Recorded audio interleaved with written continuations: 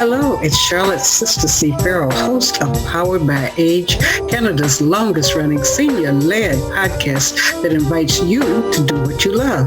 This podcast is for you if you love writing or telling stories, if you love sharing poetry or doing interviews. This podcast is for you if you love working on ways to create age-friendly cities. This podcast is for you if you love learning how to tame technology and get more out of virtual events, if you love finding more ways to share your heritage or traditions. If you love any of these things, you can go beyond listening and join our weekly podcast group. Simply email pbaafc@gmail.com and put your name in the subject line. Powered by Age is sponsored by the Government of Canada, New Horizons Grant, the 411 Senior Center Society, and G&F Financial Group. Good afternoon. Good afternoon. It's Charlotte Ferrell, your host of Powered by Age, Canada's longest-running senior-led podcast. We are today talking about gratitude. And speaking of gratitude, I am so grateful that we are taking our program through and on the unceded lands of the Squamish, Musqueam, and Tsleil-Waututh nations. We greatly appreciate the fact that our country is working toward resolution and reconciliation around those lands. Today, our theme is gratitude. We have participants that have stories or poems or thoughts about it. And then if you happen to be someone listening to the podcast afterwards, you can also send a message to Charlotte Ferrell, pbaafc@gmail.com, and you can be entered into the weekly invitations to our program or get more information on all the places where you can hear it.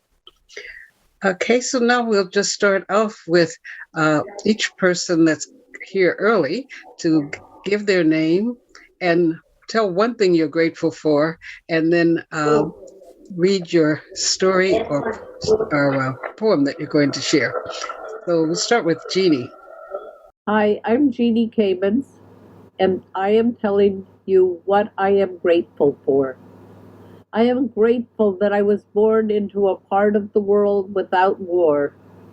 I am grateful that I never had want. I am grateful that I could get a great education. I'm grateful that I was born with curiosity and intelligence. I'm grateful for my many talents. I am grateful that I have empathy. I am grateful that I am funny and have a sense of humor. I am grateful that I am culturally Jewish and religiously an atheist. I am grateful that my brothers are still alive, with health and able to be ambulatory and have most of our marbles still in our 80s. I am grateful that I live in a time of science and medicine. I am grateful that I have a good partner who shares my world view, both politically and domestically. I am grateful for my family. I'm grateful for my foster family and my chosen family. I am grateful that I have so many good friends. I'm grateful after all. Well, I'm grateful that I could hear that poem on so many elements of life that you are grateful for and express it with so much joy. Thank you, Jeannie. Well, I never thought I was going to be grateful about anything. Today on Powered by Age, we're talking about gratitude, and we have people that are going to be sharing poems. We'll be sharing our thoughts as well as stories about gratitude. And so in just going through having people that have come on early introduce themselves, remember, even if though I call on your name, say your first and last name and tell us what you're going to be sharing. So we'll go to Lesley. Yes, I'm Lesley Hebert, and I live in New Westminster. And what I'm grateful for right now is the gift of sight, because I have just had my second cataract operation, and I can see the world. It's bright, it's clear, it's wonderful, and I'm seeing things that I've never noticed before.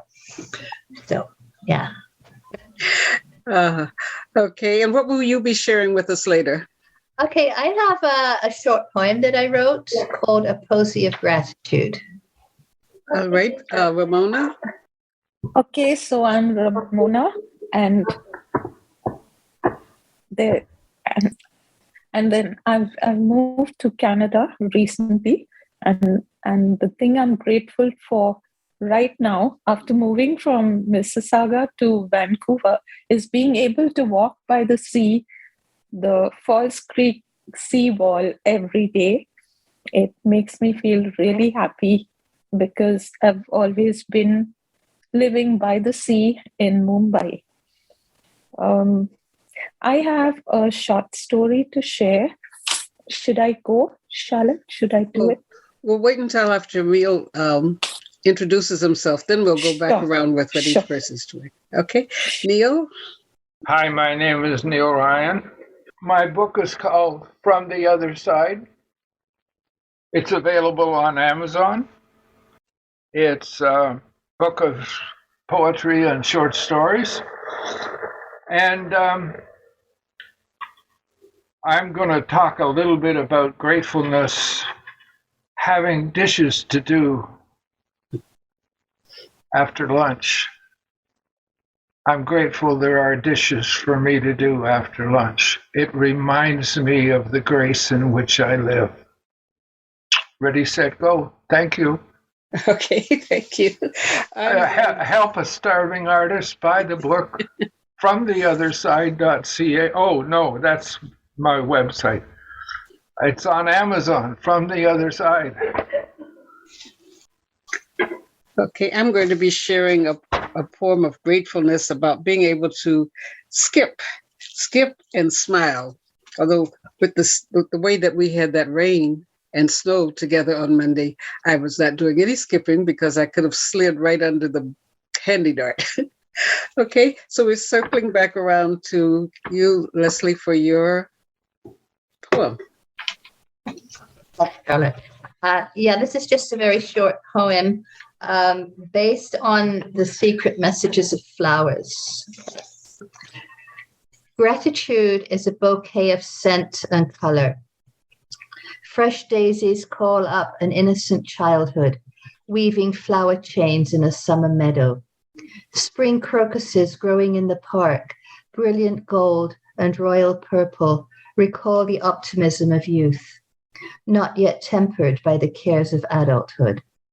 Ivy, twining, binding us together in gentle bonds of honeysuckle sweetness, reminds me of friendships I have treasured. Sage is for wisdom, born of experiences both bitter and sweet. And no bouquet would be complete without the heady scent of red roses for love, and an iris, rainbow of promise and hope. Sounds beautiful. I love roses. I love all the flowers, but especially roses. Ramona? Okay, here goes. The doorbell rings. It's 6:30 a.m. Who could it be so early, says Mom. My dad opens the door. He sees a young man at our doorstep. The young man holds out a wallet, a wristwatch, and a wedding ring to my dad and says, Jerry Lobo has met with an accident. We're shocked. What has happened to my brother Jerry? My dad screams, Where is Jerry?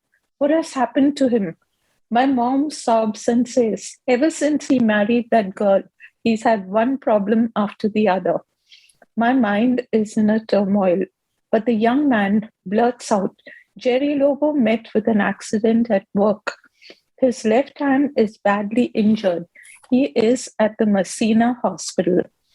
I'm filled with mixed emotions and say, Thank God he's alive. Mom, Dad, let's go to the hospital at once. We found my brother very depressed with his injuries. The little finger of his left hand was cut off and the other fingers bent badly. He didn't want to go back to work at Mahindra & Mahindra, a Jeep factory where he used to work. Racking my brains about whom to turn to for help, I suddenly thought of the bearded guy. This was a friend whom he loved a lot and who made him laugh so much. However, his friend had left Mahindra and joined Simon Cowes. And since I didn't know his name, I called Simon Cowes and described him to the operator as the bearded guy, which was what my sister and I called him. To cut a long story short, he came immediately and often to visit my brother. And that, my friends, is how I met my husband. Yes, the bearded guy was Srinivasan, to whom I am so grateful for several things. First, for 23 years of a wonderful married life together. Second, for giving me two amazing, brilliant, and talented children. Third, for bringing so much harmony into our family.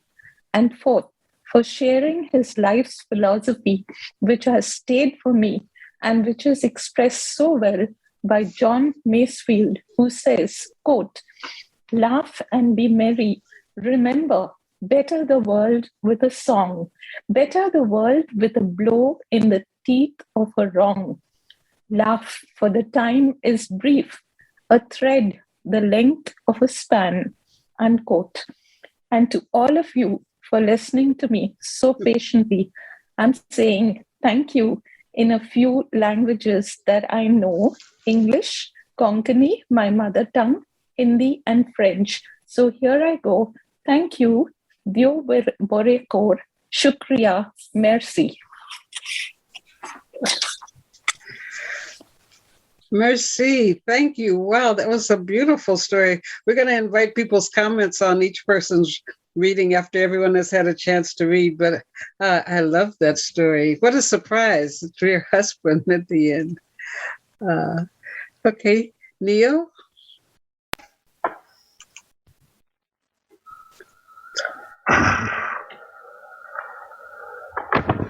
Grateful for the dishes. I was washing the dishes early on this week, and after I got your email asking for things to be grateful about. And I need to tell you that my thinking is always how blessed I am. How blessed I am where I live, the people I associate with, my partner.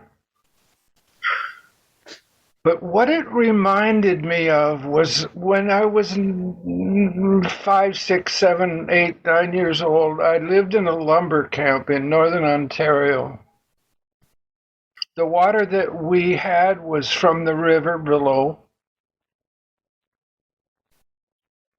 The heat that we had was from wood that had been cut in the bush and chopped up for a big round 45-gallon drum that had been made into a furnace. And a man came around in the middle of the night, and we're talking 20, 30 below zero. He would light the fire and make sure it stayed lit, stayed afire. But here I am on the 19th floor of a building looking down on New Westminster. And I want hot water for the dishes. I turn the tap on, and hot water comes out. And I do my dishes, and I rinse my dishes with cool water. In the lumber camp, we didn't have those things. You scooped water from a bucket that the horse-drawn water carriage brought to us, and heated it on a stove. And then when my mother did dishes, she would put it in a teapot and heat it up on the stove, and would build the fire she had a huge cast iron stove that had a fire in it. And I'm sure we were all grateful for that at the time, because that's what we had. But I was thinking of grateful for the dishes, because it reminded me I have hot water at my fingertips for a shower, for cleaning. But to get up to the 19th floor, I have 2 elevators. If one's busy somewhere else, the other one will come. And I know it sounds crazy, but occasionally I remember to say to the elevator, "Thank you," when it brings me home. 19 floors. I've done it once, maybe even twice. I've done it a couple times halfway. But when I took the elevator down on, I think it was Tuesday, I said to the elevator as I got off, "Thank you." I know that's insane. The elevator can't hear me, but I can hear me say, "Thank you.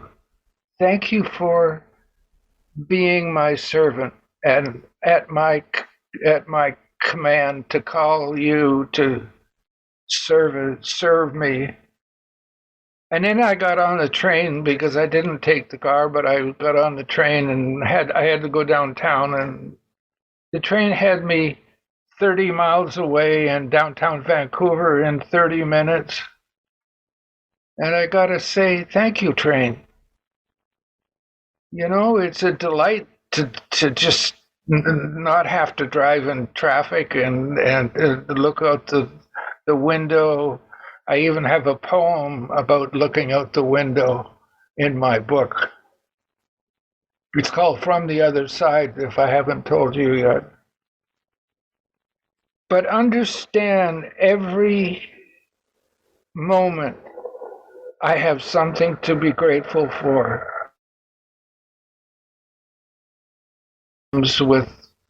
With a Zoom audience mostly these days. And what a joy it is for me to be able to share the words that come to me when I connect with the other side. So thank you. Thank you for being an audience. Thank you for letting me share my insanity of saying thank you to the elevator. But I am grateful for this existence. I am grateful for the emotions that remind me that I'm alive and well and live in grace. I read somewhere, just to conclude, I read somewhere that we live, as commoners, we live in greater luxury than the kings of England ever lived. Thank you.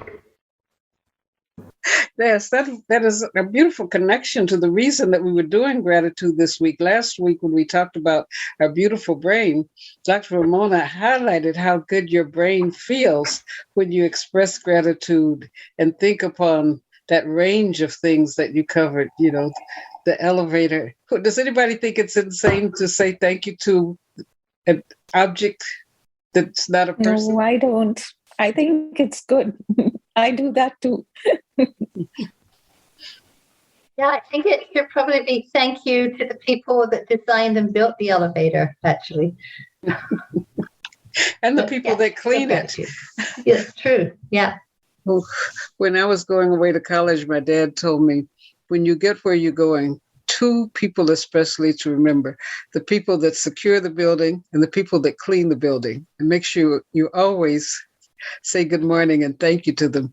And it's happened more than once that I got either locked out of something or left something, and it was the person that was the security person that knew me and let me in a door that said no entry after 8 o'clock or whatever.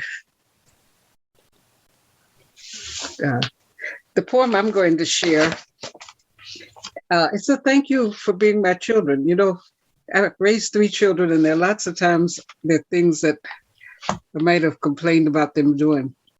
Thank you for being my children, for traveling with me through the uncharted waters of parenthood and childhood. Thank you for not going wild when I've wandered off the path, sailed into hurricanes, drifted into deserts, and driven down dead ends. Thank you for learning to take turns at the helm, standing guard, charting new courses, and hoisting up the anchor. Thank you for not running out to rob when we've run out of eggs, run out of sugar, run out of meat, and even run out of money. Thank you for learning 1,001 things to mix with pasta, make with chicken, mound on toast, and mash with potatoes. Thank you for all the times you've still given me a smile when time had run out, shoes have burst out, shirts have faded out, and slacks have worn out. Thank you for being my children. You've been my best critics and my most spirited cheerleaders. Thank you for your resilience, for refusing to drag your feet or drop your heads. Thank you even for the arguments, though they lead me sometimes to reply, I'd be better off in the sky. Thank you for being my children. Ato Alimayu Sharel. And now they're grown. So now we're going to open. We do what we call RIF, which is reflective, interesting, informative, friendly feedback. So for any of the poems or stories people have shared, does anyone have any RIF to share? I think it was all very inspiring, actually. I've got a couple of comments. One for Ramona for that lovely story, which sort of reminds us about how so much in life seems to happen by chance, this serendipitous thing. But then when you look back, perhaps you see that it was meant to be. But, and how your brother's accident and his depression actually led to something much more wonderful for you. Mm-hmm. So, yeah, I think that was lovely. And quite often we don't think about these things. I know I also met my husband probably through a whole series of chance events. And, looking back, it may not have happened. I may never have come to Canada, but for a series of chance events. And if I hadn't come to Canada, I wouldn't have met him. So, yeah, I think many times when we look back on our lives, we see some of these things that led to other things, perhaps, that didn't seem so wonderful at the time. Right. So how good things can sometimes come out of misfortune, right? Right. There's always a gift in every experience. In every death, there's a gift. In every experience, there is a gift. You have to hunt for it, but there is a gift. It's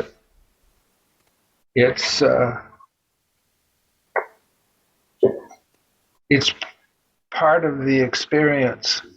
There's always a gift. This is in my book, and I actually forgot about it, but it's called In Appreciation. Today is Thanksgiving. Is there anything I can be thankful for? Certainly not the dysfunctional consumer society which we all endure. Separated from heart, to call it prosperity is indeed faint praise. Certainly not big oil, big pharma, nor big business. They steamroller everyone and everything that gets in the way of their greed, which kind of makes them public enemy number one. Certainly not the education system, which is structured to paint a million variations of people with the same brush and then measure them with the same yardstick. certainly not troubles and turmoils of life, the groundlessness and impermanence that means life is ever changing, leaving little, if anything, that one can rely on. So what am I grateful for?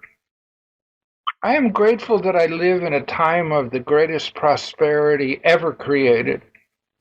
I live in a time when the greatest amount of knowledge available to most everyone.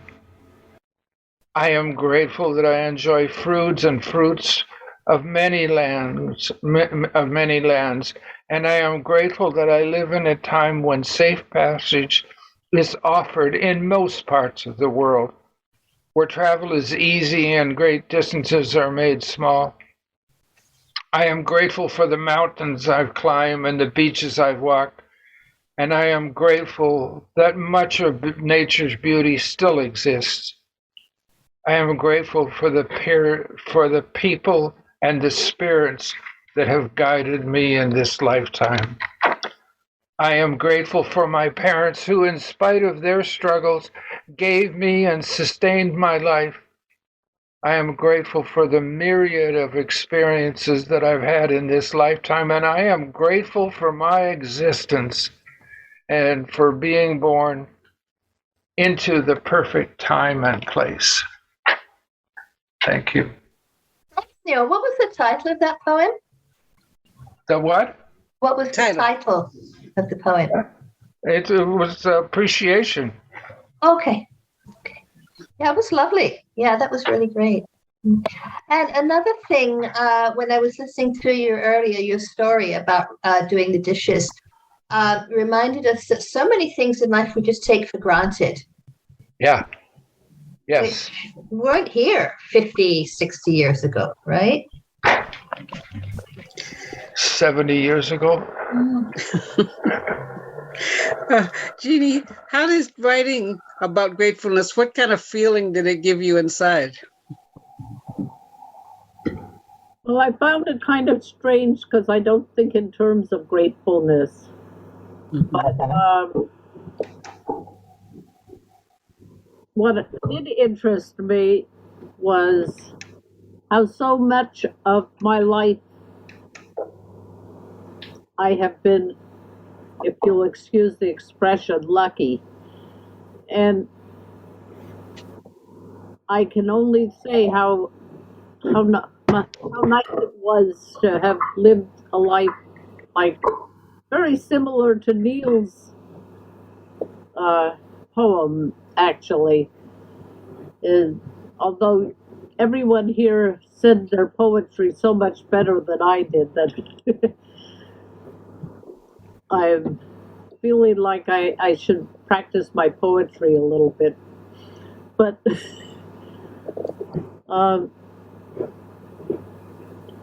I liked the way Charlotte talked about family, and I just mentioned it in one line.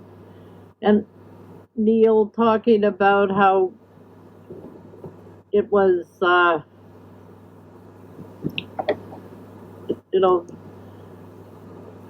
about living in a time without real want, real needs, in a place where we had so much abundance.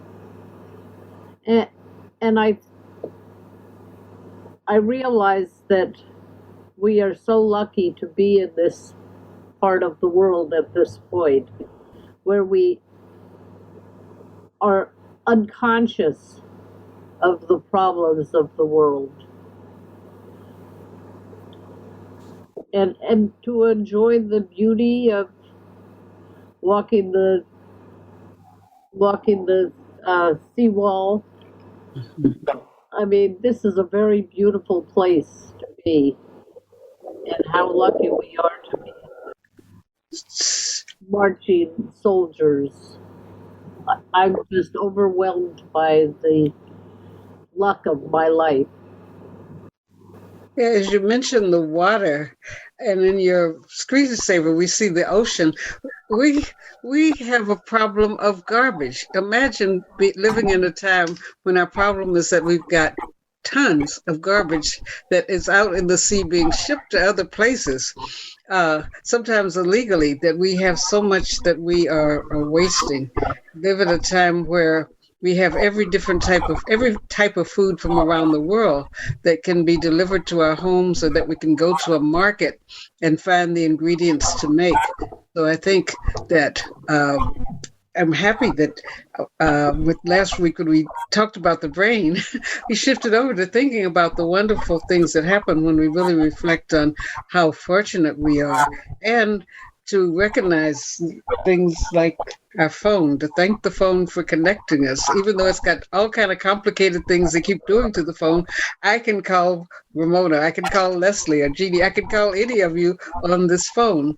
And to be mindful, as the 411 Center is a place for information and also advocacy, that from our points of privilege, that we have the ability to also advocate for things that will make life better for everyone, so that all have food or all have water, and no one's sleeping on the streets downtown in the second most prosperous city like Vancouver, prosperous cities all over, that we have the ability to contribute to our deeds. We live in a democratic society where we can go to City Hall, or we can contact our MPs, or we can write to people and say, we'd like for you to do more to help with this particular problem.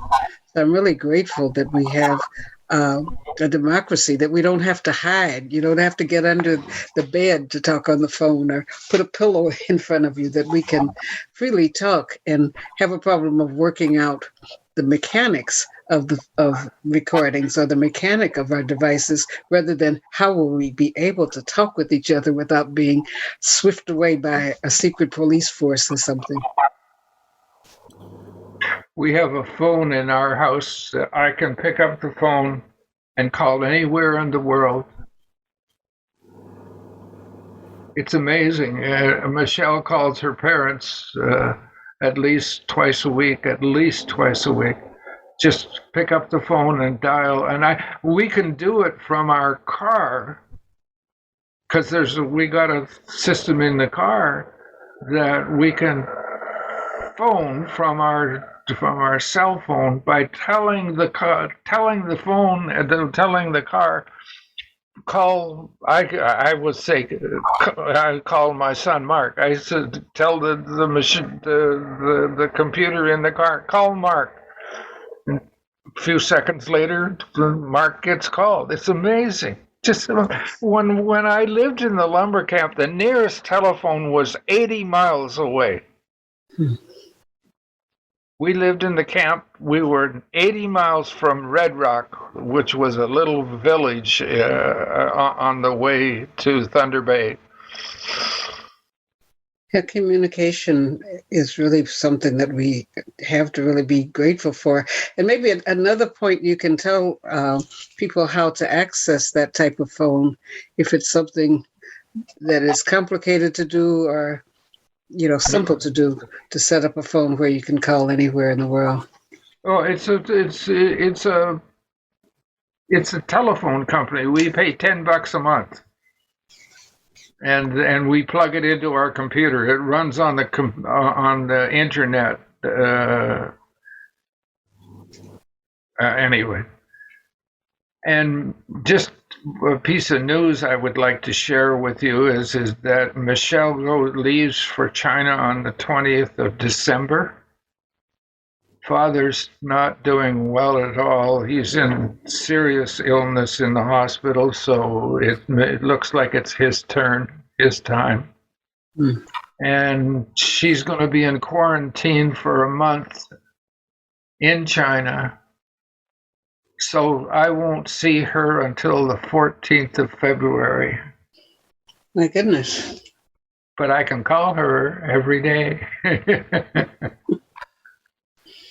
Oh, well, we'll definitely hold positive thoughts for her while she's traveling and visiting with her father and family. Thank you. Well, they're pretty serious about the quarantine there then, aren't they? Say again? Like a month is far longer than anybody's required to quarantine anywhere else. That's, they're being particularly vigilant, I guess, against COVID. Oh, they are. They are. They are. She's going to be in quarantine for 2 weeks when she gets there with her parents, with her mother, or maybe her sister. But then she gets to visit for 2 weeks, and then she goes into quarantine. I think it's the